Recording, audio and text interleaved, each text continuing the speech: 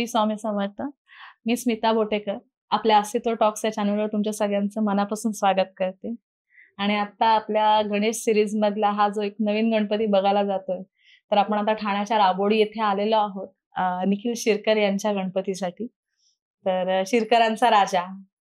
तर आता आपण भेटूया निखिलला आणि तो आपल्याला सगळं डेकोरेशन तर दाखवेल, जी आरास रेखाटली आहे ती, आणि त्याच्याबद्दल आपण त्याच्याकडनं जाणून घेऊया. तर चला मग. हाय निखिल, मी स्मिता. सगळ्यात पहिले मी तुझं आपल्या अस्तित्व टॉक्स या चॅनलवरती मनापासून स्वागत करते आणि मी तुला विनंती करीन की तू आपल्या प्रेक्षकांना तुझ्याबद्दल थोडक्यात एक इंट्रो दे. नमस्कार, माझं नाव निखिल दीपक शिरकर. गेले 2 वर्ष आम्ही बरेच असे मिनिएचर मध्ये देखावे सादर केले, ज्यात पहिल्या वर्षी आम्ही टेंबी नाका आनंद दिघे साहेबांचा असा देखावा सादर केला होता.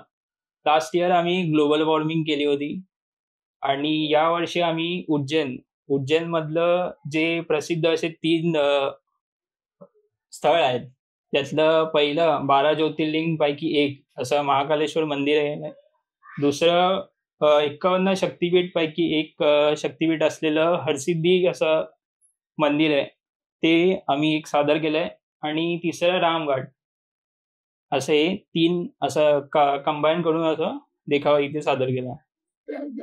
पण निखिल, तुला ही संकल्पना कशी सुचली? म्हणजे आता अगदी आनंद मठ बघितला आणि आता डायरेक्ट उज्जैनचा महाकाल, आणि हे साकाराला पण खूप बारीक बारीक बारीक बारीक काम आहे नेचर मध्ये, म्हणजे अगदी खूप बारकावे हे केलेले आहेत तू दिसतात. पण ही संकल्पना तुला कुठून सुचली?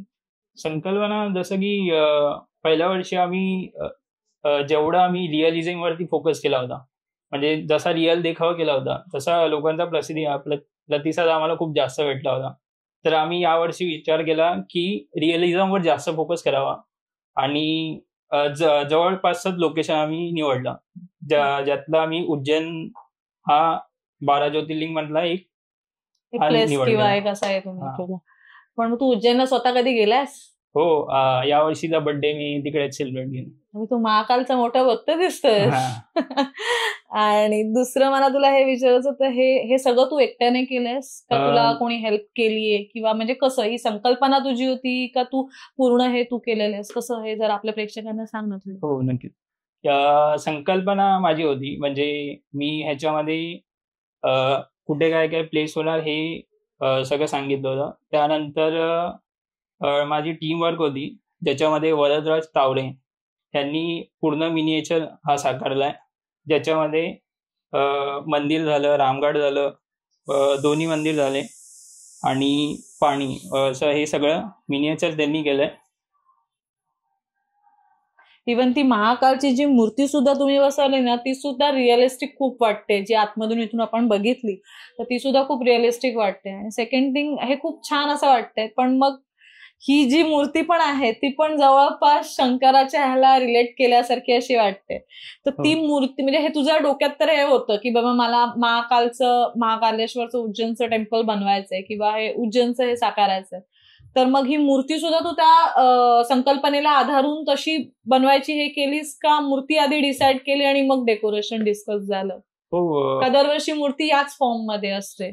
नाही, जसं बोललो की आम्ही गणपती तर सगळ्यांसाठी केला, पण आमचं प्रिपरेशन कसं 6-7 महिन्या अगोदर स्टार्ट होतं. तर त्याच्यामध्ये आम्ही स्केच केला. स्केचमध्ये मग आम्ही 3-4 रेफरन्स घेतले मूर्तीचे.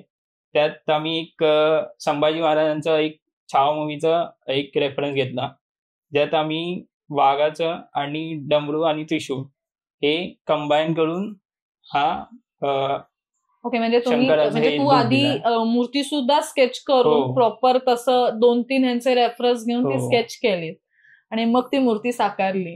हो. आपली मूर्ती कुठून घेतली, म्हणजे कुठल्या मूर्तिकाराकडनं? मूर्ती ओम सकपाळ यांच्याकडून घेतली, वाशीला त्यांचं वर्कशॉप आहे. ओके. पण मग दरवर्षी तुम्ही त्यांच्याकडनंच घेता? हो, दरवर्षी त्यांच्या. खूप छान.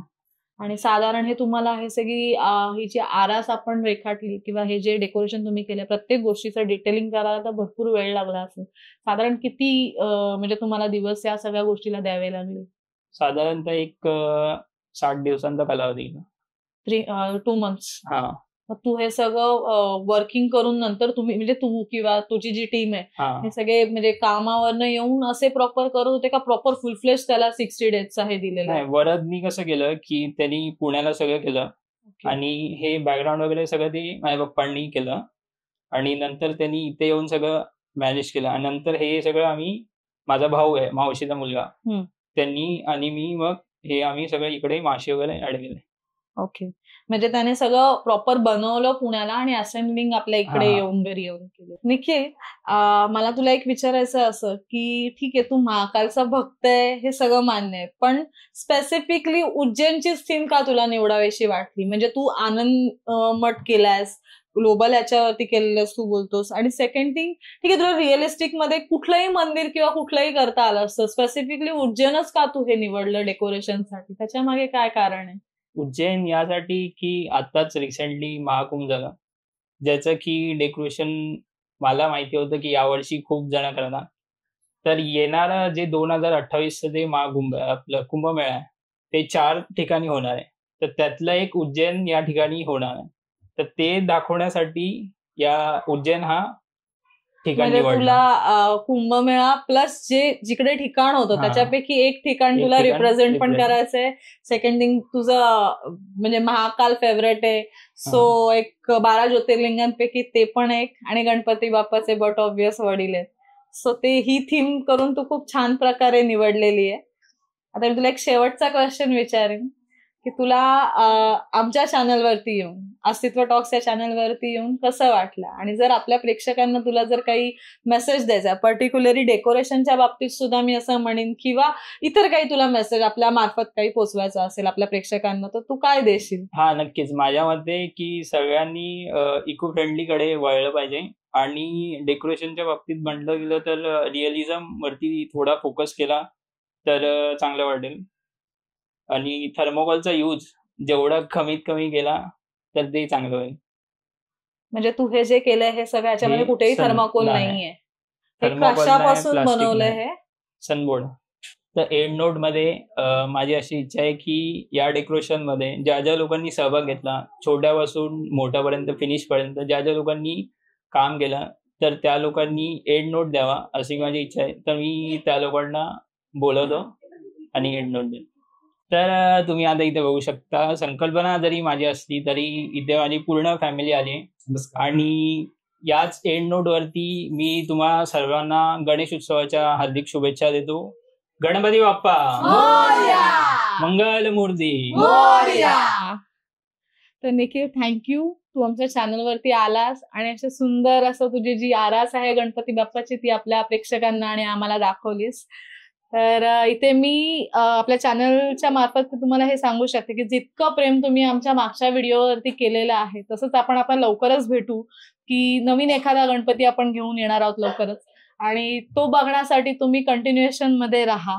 आणि मी पुन्हा एकदा सांगेन की जर तुम्हाला आमचे व्हिडिओ आवडत असतील, तुम्हाला जर काही आमच्या संकल्पना काही नवीन नवीन आवडत असतील, तर आमच्या व्हिडिओला नक्की लाईक, शेअर आणि सबस्क्राईब करा.